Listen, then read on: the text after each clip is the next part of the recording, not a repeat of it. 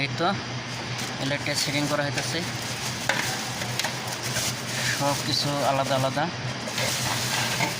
অনেক সময় লাগে একটা লাইট ফিটিং করে টোটাল লাগাইতে, 20 মিনিট সময় লাগে। 20 মিনিট তো আমি আর ভিডিও করে দেখতে পারতেছি না, আগে একটা সমস্যা ভিডিও করতে। এই যে